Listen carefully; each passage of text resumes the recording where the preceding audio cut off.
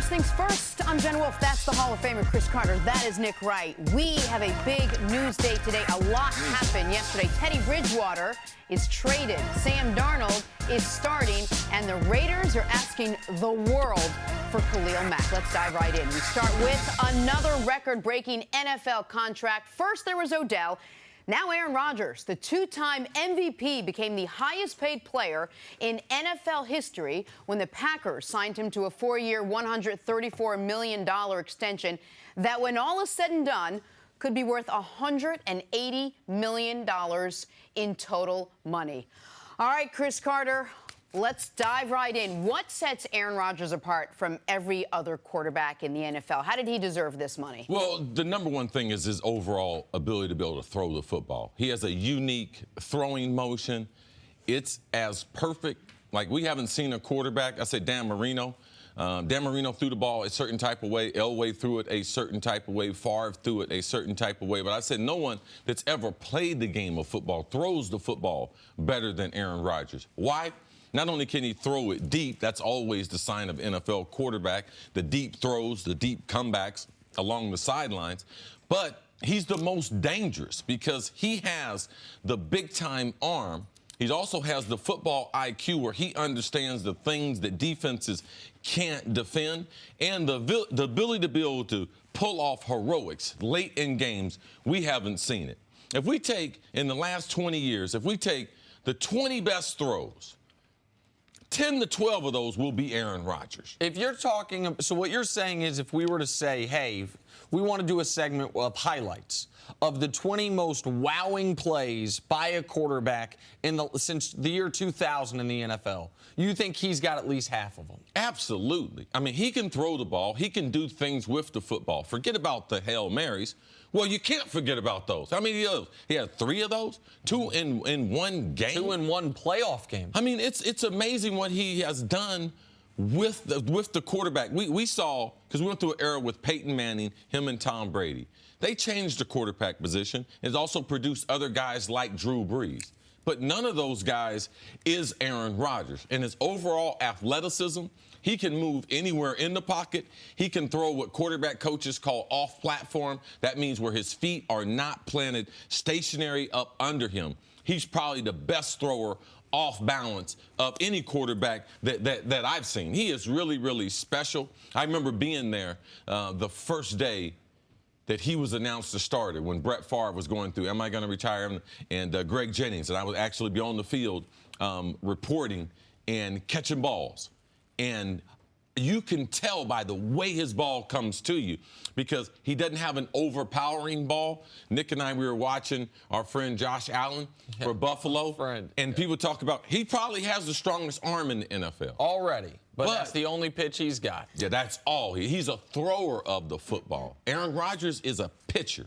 That means he can throw everything from a baseball analogy. He can throw a change. He can throw a slider. He can throw a curve. We know he's got the heater, but he has the quarterback in position at a certain level that it's hard to see.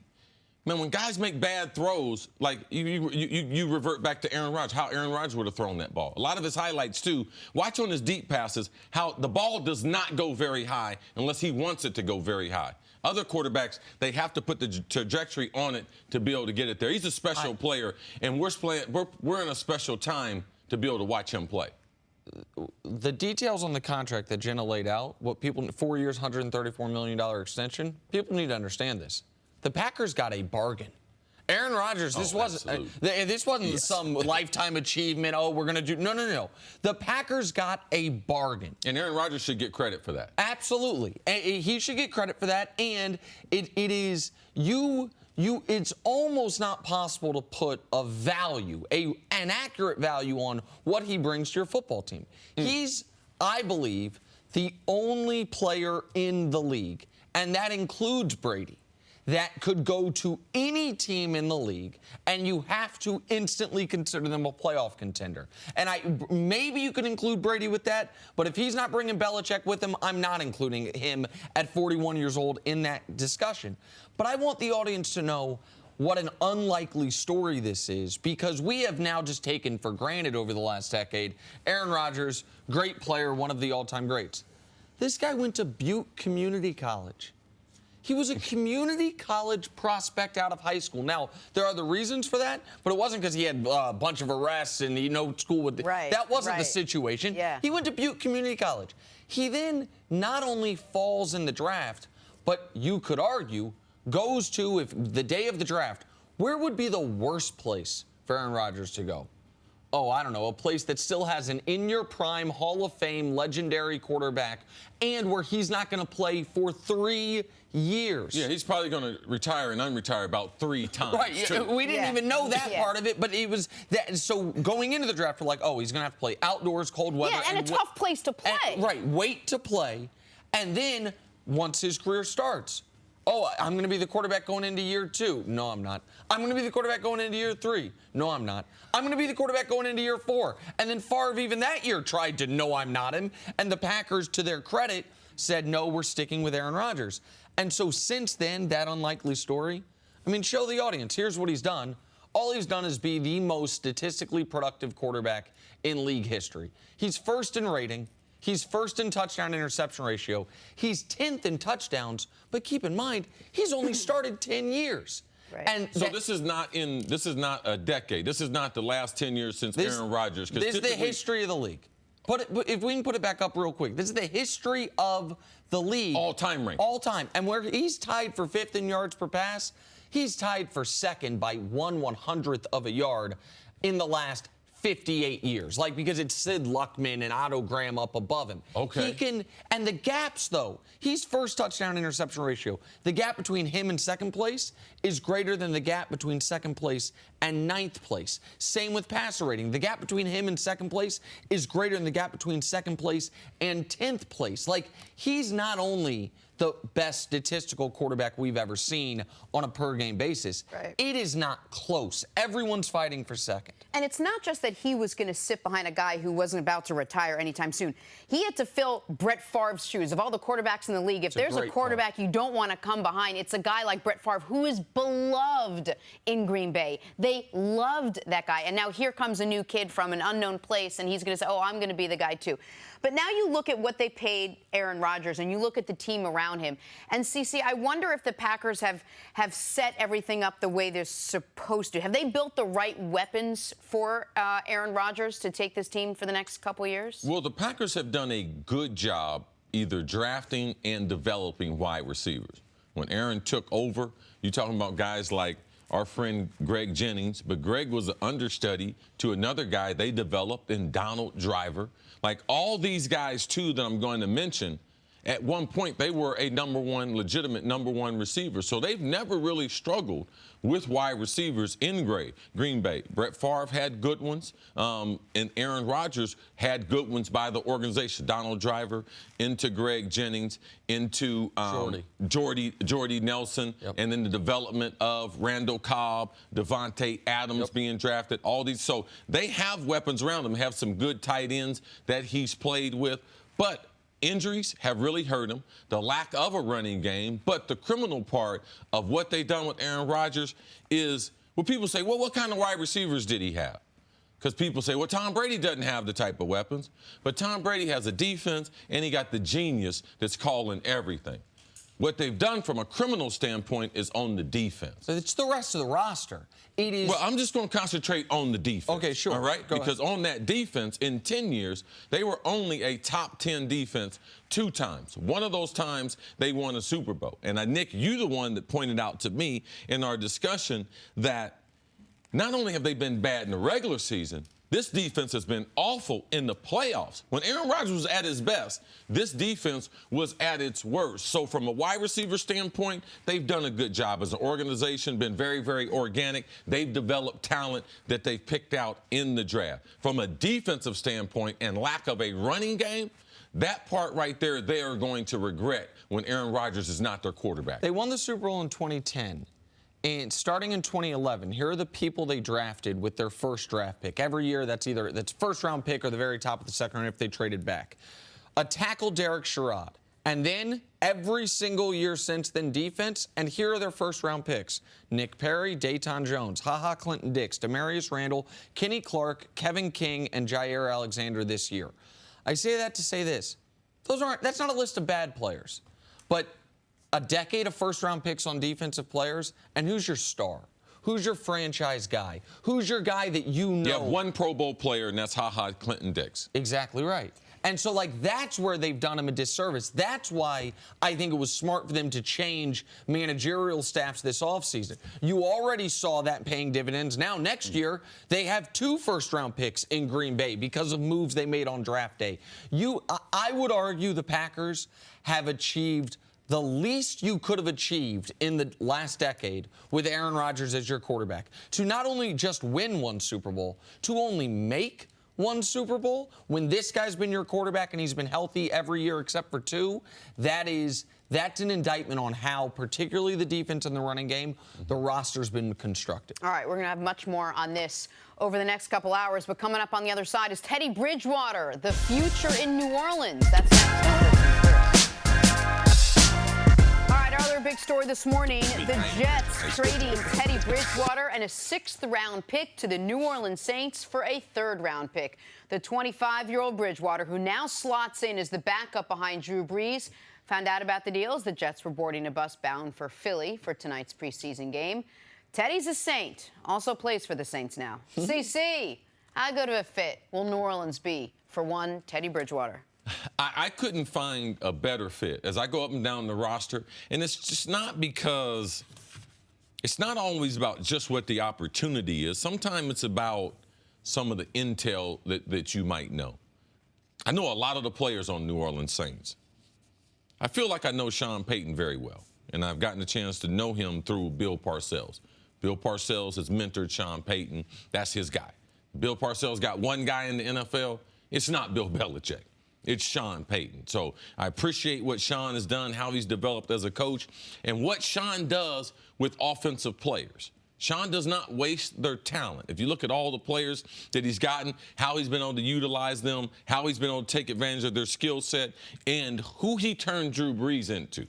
Because I remember watching Drew Brees in college, in Purdue, dinking and dunking. You knew he was a smart quarterback, but you didn't think he was going to be Drew Brees in the NFL. What you really thought Drew Brees was going to be was probably a version of a Doug Flutie. Not necessarily running around, but an undersized guy, very, very competitive, not necessarily the prototype arm strength that you would want. But, man, Drew Brees, after that significant injury, turned himself into a workout warrior, and Sean Payton has been so creative that every year his team is one of the top offensive teams. Running the ball, passing the ball combination. They got a very good offensive line. So this is a great fit for Teddy. I spoke to the Jets 2 days ago. So I could see that the Jets love having Teddy around. And this was going to be a tough decision, even though we know, Nick, that Sam Darnold was going to take over the reins of that organization. But Teddy made it tough on them. Let's look how far Teddy had come in just a month of preseason. A guy who shattered his knee a couple years ago, wasn't good enough to beat out Case Keenum and Sam Bradford late in the season last year with the Minnesota Vikings, but was so impressive in the OTAs, so impressive in the mini camps that he would warrant a 3rd-round pick.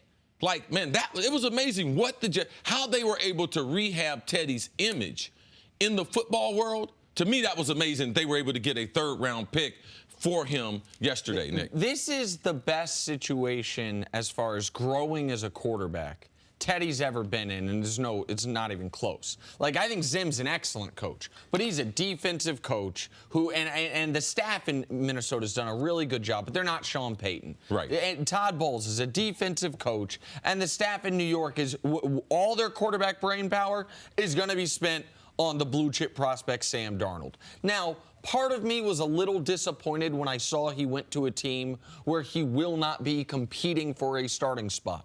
But we just said that about Aaron Rodgers, well, too. Sure, but at this point in this season, there wasn't going to be anywhere, really, that he was going to compete for a starting spot. there was the hope, not the hope, but the potential for injury, and that he could be traded and plug and play there. You don't look at any team like the Colts were last year, where you go into the year and like, man, they got nobody at quarterback. Maybe they're going to trade for someone and start them. And so for Teddy's development, I like this for him. And if Drew Brees is walking away in a year, then I like this for New Orleans as well as for Teddy. Once upon a time, when C mentioned, New Orleans took an injured quarterback that people had questions about, and he became Drew Brees. If they can, he was around the same age. Teddy's 25. I think Brees was 27. Yes. If they can take a quarterback that had been injured, people have questions about, and turn him into something greater than he'd been in Teddy Bridgewater's moving forward, that would be amazing. From the New Orleans side of things, if Brees isn't walking away, I don't totally understand this. I'm happy for Teddy, and I think he's a starting caliber player, but this is a guy you didn't think was good enough 6 months ago or 4 months ago to bring in via free agency for a couple $1 million guaranteed, and now you're giving up a third-round pick when you have no control over him after this season. So in that regards, I don't totally understand it from New Orleans, but I'm happy for Teddy. Do you think there's some reasoning behind Drew Brees only signing a one-year deal with New Orleans? Because why else would a veteran quarterback like Drew Brees sign? Because he Well, Brees has this year and next year. Is it an option? Brees, he signed a 2-year, $50 million deal for this past offseason. Remember, he was a quarterback hit true free agency. So he's tied to the Saints for this year and next year. Now, obviously, he can retire. Like, signing the contract doesn't mean you can't retire. And maybe the Saints look at it and say, we saw last year a backup quarterback win a Super Bowl. Like right now, our backup quarterback is either Tom Savage, who's objectively awful, or Taysom Hill, who is on their punt coverage team. Like they don't have a backup quarterback there, so maybe that's why it seems like a high price to pay for a backup. So let's assume that he is staying. Let's just talk about where Teddy fits in with the Saints. You wonder whether he could be a franchise quarterback, given what he came back from, even though they brought Brees in, and he did. He's got leadership. He's got poise. He's got confidence. He's got accuracy. He may not have the skill set, or he's not even close right now to where the talent is of a Drew Brees. But doesn't he have all the fundamental qualities of someone that you want to say, hey, this is a guy we can get behind as long as he stays healthy for the foreseeable future? I think that Sean Payton has convinced the organization that Teddy Bridgewater would take over when Drew Brees. I think that's why they spent the third round. And, Jenna, you are right. He has all the attributes that you want. He's going to be the first guy there. He is a born leader. Like, he went to a school, you talking about a tough school, Miami Northwestern? Teddy Bridgewater quarterbacked that team and was the team captain. And I'm talking about they got some rough football players. He went to Louisville. Turn that campus, turn that university around. He quarterbacked my Minnesota Vikings. So I know people in the building and the fondness that they have for Teddy Bridgewater. I just saw him 2 days ago at the Jets. The Jets, his teammates, they love him. Yesterday, when he got the news, they were boarding the buses, getting ready to go to Philadelphia. And in communicating with one of the Jets players couldn't be happier for a guy. Because now Teddy Bridgewater, is he going to take over for Drew Brees? I believe he is. Just like Drew Brees took over with that shoulder injury at 27, that's where Teddy Bridgewater would be. So you get him for a third-round pick. You sign him to a... If they sign him to an extension, if this is a get him in the building and we are going to have an enormous recruiting edge on the rest of the world, then I totally am on board with it. Where can Teddy go to get a Michael Thomas, an Alvin Kamara? Play indoors, play in good weather when he's on the road typically. No, listen. Because imagine the rivalries. Him, Matty Ice. Him, Jameis, if Jameis stays in Tampa. If it's a Paul George situation, bring him here. Even though he's only got 1 year left. Okay. We will sell him on the culture. Yes. It's a Kawhi Leonard situation. We will have, because we will have, when the Saints traded up, people in this past year's draft traded away next year's first-round pick to move up, I believe it was to 14. Everyone thought, oh, they're drafting Lamar. I was watching the NFL Network coverage. Mayock, who I think is excellent, basically just started giving the Lamar Jackson scouting report because everyone knew you would only trade that much away to get the heir apparent to Drew Brees. They take a project defensive end, Marcus Davenport, out of UTSA. Everyone is shocked. And folks are looking at it and saying, man, you got a near 40-year-old quarterback. with no backup, what's the plan? If the plan now is Teddy, and they believe whether Drew Brees stays or leaves, he will stay with us, we will figure out a way to make it work, then I'm all on board. If he ends up leaving in free agency this offseason, then I think they're going to look back and say, what was the third-round pick for? And you have to believe there was some semblance of a conversation as far as either between them and Brees, knowing what Brees' plans might be or what Teddy Bridgewater's plans after the year might be, at least in some capacity, before bringing him in. All right, we got to take a quick break. Coming up, is Sam Darnold now on the verge of greatness? At least one Pro Bowl quarterback thinks that. That's next on First Things First. Baker Mayfield will start the Browns' preseason finale tonight in Detroit. Mayfield had 2 touchdowns in his first preseason game, but none since. CC, what do you want to see from Baker tonight?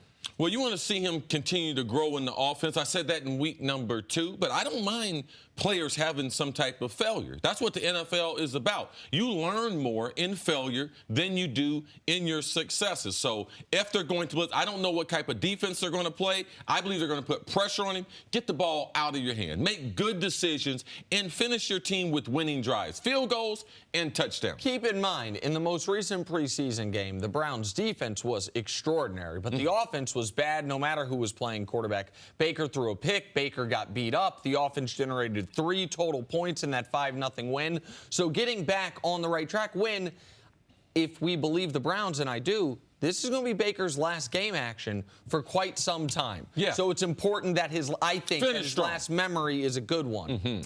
All right, RG3 will start the preseason finale tonight for the Ravens. Griffin has looked solid for Baltimore. No turnovers in 3 games. Chris, should the Ravens hold on to RG3, keep 3 quarterbacks on the roster? Absolutely. I mean, what other quarterback, if Lamar happens to get in the game, can duplicate what you're trying to do with Lamar? I mean, we know Joe Flacco. Joe Flacco's going to be the starter there. You can't duplicate his skill level with Lamar or RG3. You have to protect yourself. Lamar could have gotten hurt 2 or 3 times in the preseason. Keep RG3 on your roster, Baltimore. I think, and RG3, by the way, has played well this preseason. Credit to him after being out of football for a year. But I thought you made a point almost in passing last week about this that I thought was so smart, and I had never considered it, which is even if Lamar's your backup, you're going to spend a lot of time installing a set of plays for him. And if something happens to him and RG3's not there, then you might as well spend all that time watching movies. Like, it's just wasted practice time for your team. If RG3 is there, they can then use him for those. And let's not forget the skill set. RG3 is a better thrower of the football right now and can fill in for Flacco. If they need a quarterback for 60 plays, Lamar's not ready to play 60 plays in the NFL. Right, if Flacco went down right now, RG3 probably is the better immediate backup. All right, it's no secret the Cowboys are weak when it comes to offensive weapons, but how weak? According to USA Today, Dallas has the worst group of wide receivers and tight ends in the entire NFL. CeCe, what can Dallas do offensively to combat their underwhelming group and help out Dak Prescott? Man, that defense is going to be special. Like, watching them in the preseason, I know our guy Mark Schlereth told us we need to be concerned with their center, Travis Frederick, as far as the syndrome that he has. Yes.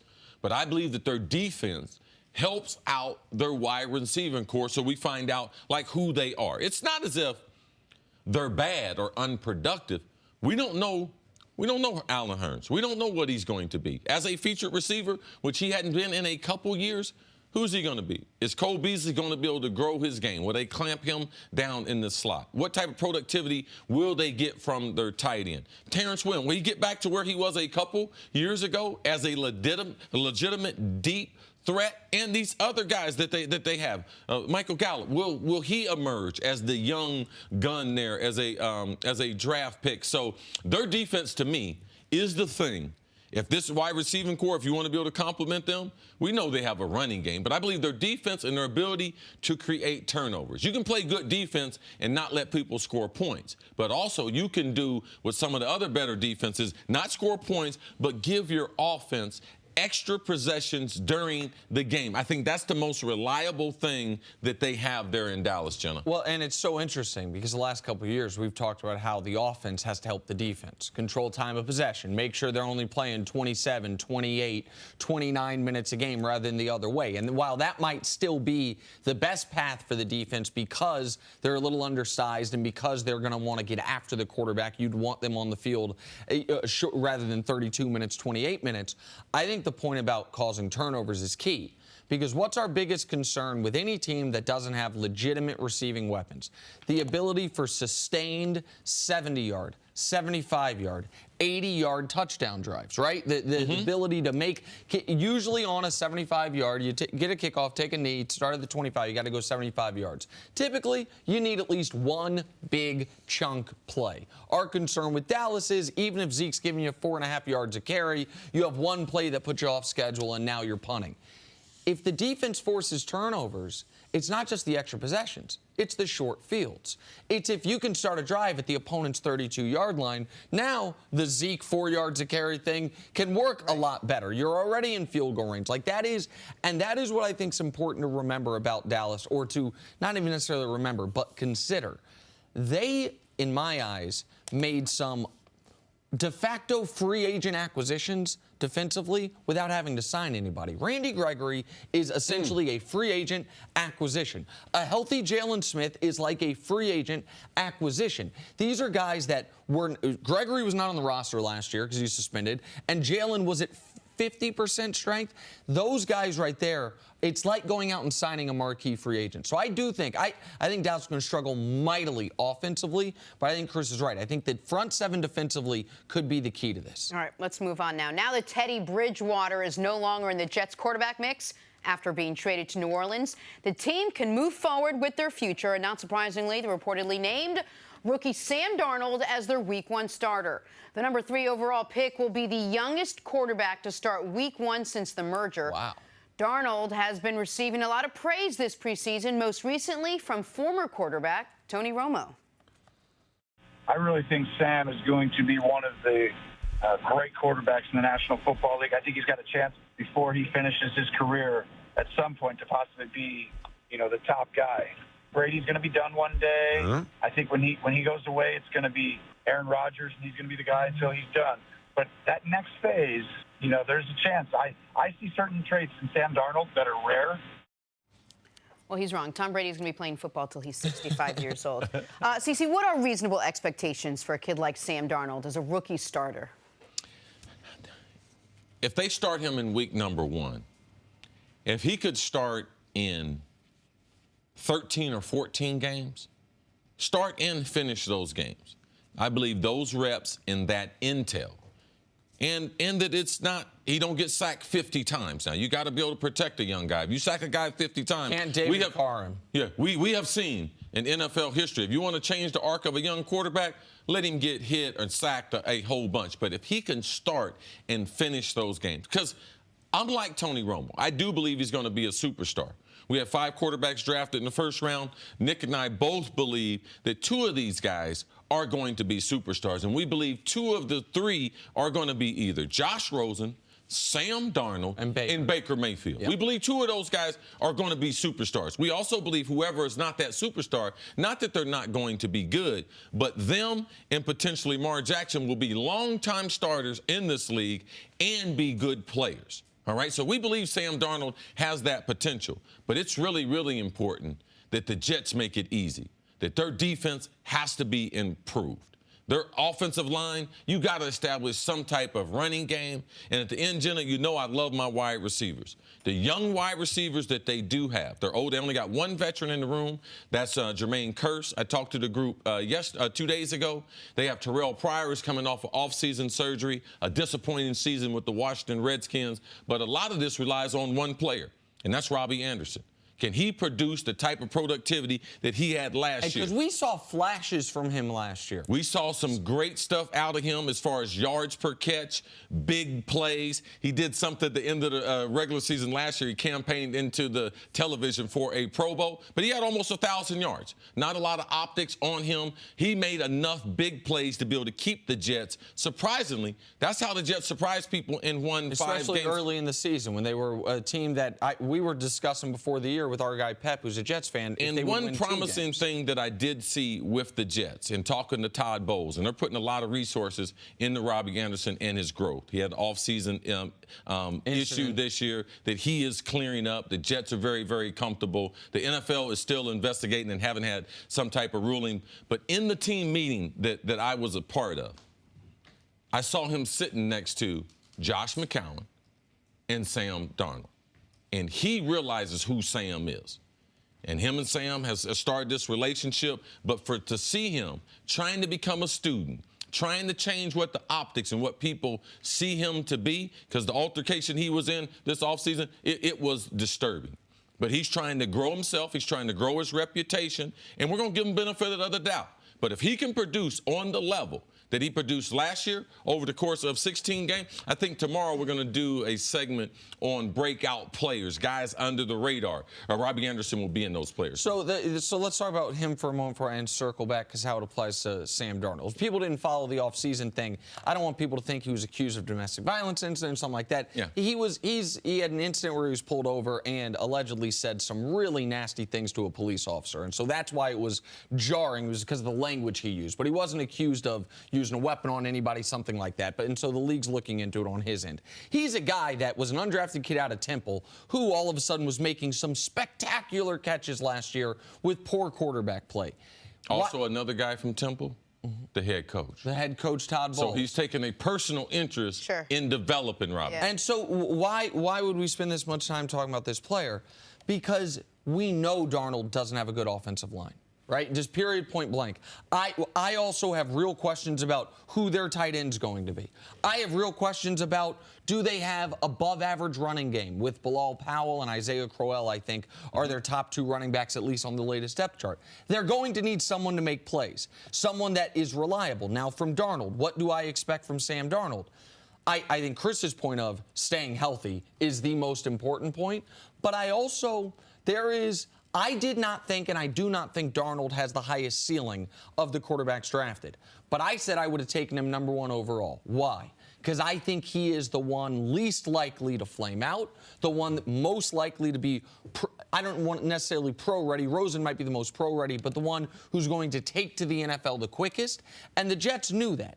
And so his expectations are not that different than had he gone number 1 overall, because the Jets would have taken him number 1 overall, and he's going to be the only quarterback, maybe Josh Allen, but probably the only quarterback of this draft class to start week 1. So even though Baker's the number 1 pick, he's going to have the mantle on his shoulders. I think I said that wrong, but he's going to have to shoulder that burden for the class as a whole. Like, people are saying, is this the 83 quarterback class? Is this the 04 quarterback class? He's the first one that's going to be out there. And it's in New York City, as you know well. There's going to be a lot of eyeballs on him. What I think he has going for him is this, what's the last time Jets fans had real hope and optimism about a quarterback? The last time Jets fans, okay, this guy will be good enough, not a 40-year-old Vinny Testaverde, but a young quarterback that they said, this guy is our future. They drafted Christian Hackenberg. He never made it to the field. They drafted Bryce Petty mid-round. He was never going to be a starter. Like, that is where I think he will have a wider berth than other first-round picks. Do you think, though, that Romo's right as he looks a little deeper into the future, that this kid could turn into a star, a force in this league? I mean, he's ready. He has those type of attributes. I got a lot of respect for Tony Romo in the talent, his ability to be able to evaluate talent, because Tony wasn't a big-time player, but Tony knows the intangibles. The strange things about it is Tony made those comments about, and this is something you picked up on, he made those comments about the Jets quarterback. But there's a young quarterback in Dallas. Kind of strange he didn't say that about Dak Prescott.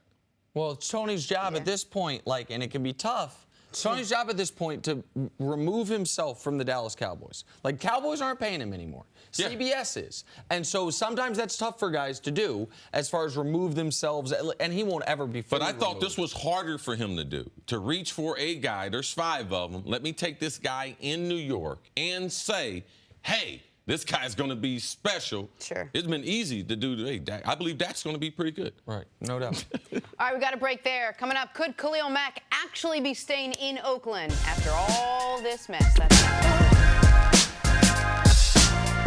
Back here on First Things First, we're now joined by friend of the show, Super Bowl champ, all-around great-dressed man, Cris Canty. Chris, Thank you for that compliment, Jenna. Yeah. You're trying to make a black man blush early this morning. You bring it. Look at You always have witty, smart, Jay, insightful makeup, things to he's say. blushing. Appreciate it. Of course. That was your best intro of Cris Canty Ever. that's ever happened. You see the sweat that's pouring We down the finally side got of my past the face. awkwardness. Only took Don't us a year. expect more. Only took Don't us expect 1 more. year, yep. The standoff continues between Khalil Mack and the Raiders. Here's where we stand. The two-time first-team All-Pro Mack wants to cash in like Odell Beckham and Aaron Rodgers. And while trade rumors have been floated out there, Oakland is reportedly not too motivated to make a deal unless the team is willing to part with 2 first-round picks for Khalil Mack. Cris Canty, will Mack play for the Raiders again, do you think? It doesn't feel like it, just because there hasn't been a whole lot of conversation between Khalil Mack, his representation, and the organization. The fact that John Gruden has only spoken to him once since he took the head coaching job, and that there hasn't been more attempts to reach out to him, it just feels a little bit awkward. And at this point, I think we might be at an impasse in terms of Mack returning to the Raiders. Now, if you're Khalil Mack, I feel like you've proved that you've done everything that the organization could have asked for you to do, being a top 5 pick. You showed that you were one of the most dominant players in the NFL, being able to be an all-pro at 2 positions, outside linebacker and defensive end, a defensive player of the year on your resume. At this point, the organization has seen enough to make a financial commitment to you to give you the type of security that you're looking for. I just don't understand why the Raiders haven't gotten this done yet, or at least had more conversation around it. And the fact that there hasn't been more communication leads me to believe that he's probably played his last down as a Raider. I'm going to pose the question that Jenna posed to me, to you. Give me the word on the street, man. Who is Khalil Mack? Is there something out there that, like, we should be worried about or something? That the Raiders, that there's some type of reason why they're not signing him? Or is everything that we've read, the player is everything that he's supposed to be? Well, the player is everything that he's supposed to be. And hearing Rod Woodson talk about him, he was saying, because he was a coach on that Raiders staff, he was saying that Khalil Mack, as great of a player as he is, he's the same caliber of person in the locker room and off the field. So he's represented the organization to the highest And that degree, was the both word on out of and off the field. Buffalo. That was the. Do you know how hard it is to become a top 5 pick out of the University of Buffalo? Like, I mean, he has had an impeccable background throughout. He has had impeccable production throughout. He is still, to this day, the all-time Division I football leader in tackles for loss. No player has accounted for a greater percentage of his team's sacks over the last 2 years or over the last 3 years than Khalil Mack. And I'm going to put an unfair burden on Khalil Mack on this, because it's business. You have a short career. You are only responsible for yourself. But I hope Khalil Mack recognizes that he is now no longer just fighting for himself. He is fighting for every future potential All-Pro who's in the 5th-year option as a first-round pick at making the teams do what the entire new CBA was set up to do: pay established players. The 5th-year option was not supposed to be hostage-taking.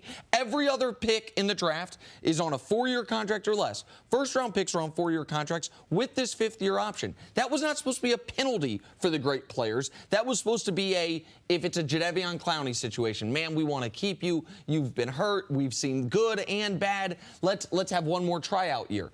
If Mack relents and all of a sudden shows up, if he plays for this contract, then every other player whose team wants to do this to them, that is a superstar going in their 5th-year option, they're going to be able to say, man, you're not better than Khalil Mack. Why would he give you a deal? You're not like so it is a bigger burden than just what it means for him. That might not be fair for him, but that's the reality of the situation. And I look around the league, and 2 first-round picks is a heavy price to pay. But Khalil Mack's one of just a handful. You can count on one hand non-quarterbacks in the league that I'd pay it without a second thought. I would pay that without a second thought. The team I root for, the Chiefs, man, do you know how excited I would be about that defense going to be bad? Add Khalil Mack. Let's see what they can do with the offense that I think is going to be very good. Like Raiders, you don't want him. Your divisional rivals will happily take him for 2 first-round picks, I would imagine. And so this whole thing, I think Oakland's botched it from the word go. Oakland has. Do you think, and I think we all agree that Khalil Mack has played this the way he's supposed to, but is there any talk to, or would you consider him maybe having played this incorrectly? Like maybe he should have done what Odell did, show up to camp, play all his cards, show up, show that he's ready to play, and then go in and sit down and talk to Gruden? Well, I feel like that's a different situation. Because Odell had some baggage in terms of the video that was released earlier this offseason with him in the hotel room in Paris, the antics that we've seen, post-snap penalties, some of the things that he said and done in the spotlight. Right, that's not Khalil Mack. Incident, it was a little bit different. Khalil Mack hasn't put himself in that situation. Khalil Mack has done everything that the organization could expect a top 5 pick to do. And the Giants need to see that Odell was healthy. Khalil Mack, he had a couple of things. Let's just say that Odell had a totally clean off the field. The year removed from when you just missed the season with injury, team typically would want to see you show up and play. Yeah. If Odell had 90 and 1,200, which would have been under the marks that he had, I would have told Odell, man, don't go over there until they give you your money. You can't afford it.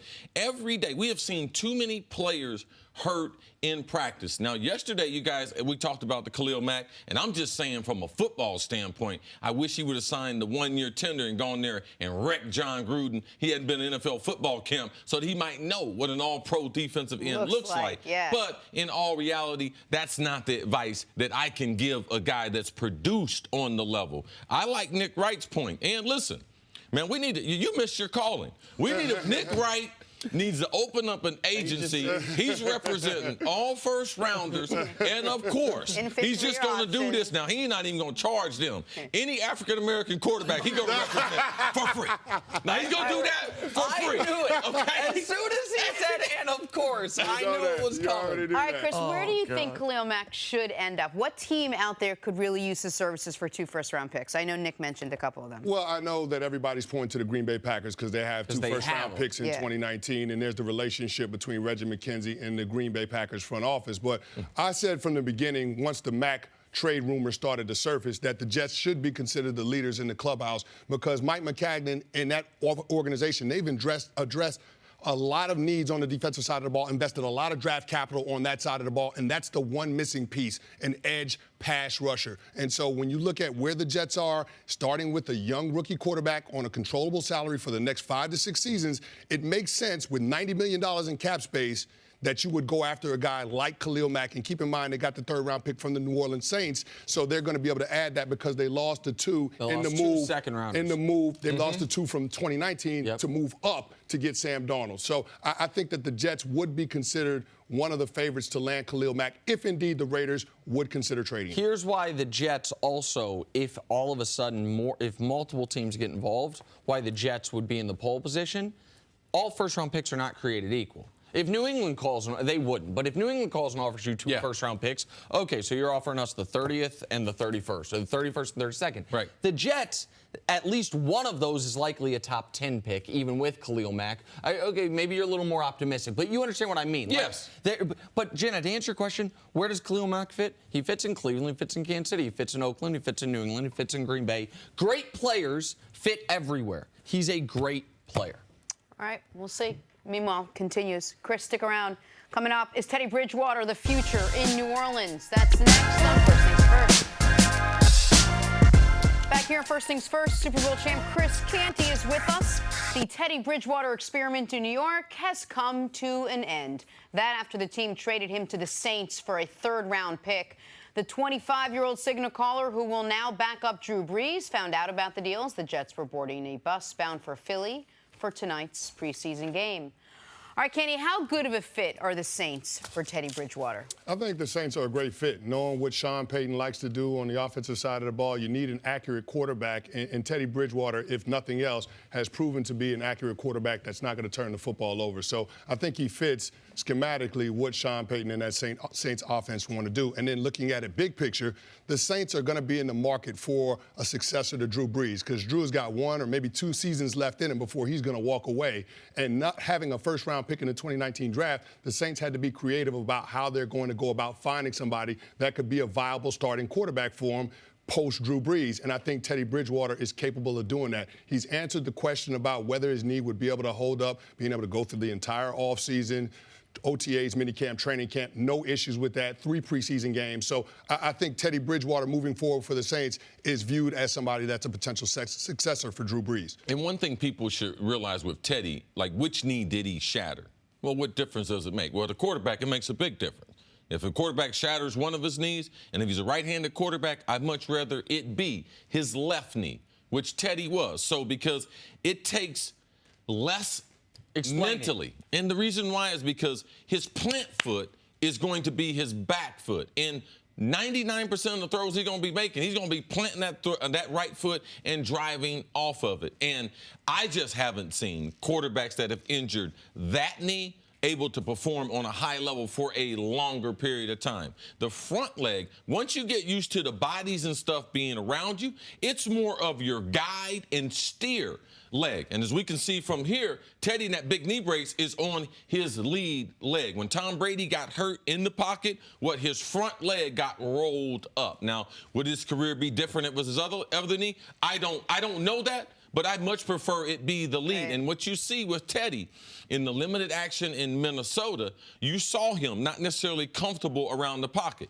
Now, in the Jets, in training camp and in the preseason, you've seen Teddy. There's 2 things I've noticed. He's more comfortable with the rush being around him. You saw that when he had to escape the pocket and the guy was right in front of him, he was fine with that. He got flushed out of his pocket, got rushed to his left. You saw him push off to his right, was comfortable. But his football has a little more zip on it than the Teddy I saw in Minnesota. So it's nice to see that. Quarterbacks in this league, we have seen Canty in their 20s. We have seen them generate more arm speed. We have seen their arms get stronger as they approach 30. So Teddy does have that for them. But the potential to play in a Sean Payton offense in a controlled climate, 9 games, because let's not forget they're in the division with Atlanta. Yeah. So they're going to play there. So they got 8 there in the Super Bowl. And warm weather cities, Charlotte and Tampa, they're not cold in the wintertime. Yeah, right. So it's very, very friendly to Teddy. I can't think, and I looked up and down, I couldn't think of a better quarterback city division that Teddy Bridgewater could be in this short period of time. Because Teddy, let's not forget 6 months ago, he was an unrestricted free agent. He was out there on the market for every team to have. And that's where my question on the Saints side of this comes. Because if we talk about the Packers and underachieving with Aaron Rodgers quite a bit, at least the Packers have been in contention seemingly every year. Since the Saints won their Super Bowl, they haven't even been to an NFC title game. They've only won 3 playoff games since they won that Super Bowl in 2009. Breeze has been Breeze every single year. And so I think that team and Mickey Loomis has been, to a large degree, mismanaged when you have that quarterback and that coach paired for this last decade and minimal success. And so you can look at this one of 2 ways. This is a way to turn the page. We got our next quarterback, our heir apparent, for just a 3rd-round pick. We now have made up for the fact we can't draft one next year because, as you mentioned very importantly, they traded away next year's first rounder to go move up and draft Marcus Davenport. The other way to look at it is this. You could have gotten this guy for no draft pick compensation for very little bit of money this offseason if you had this foresight. And if Breeze says, I'm coming back next year, you can't franchise Teddy because Breeze got $30 million against the cap next year and franchise is $20 million.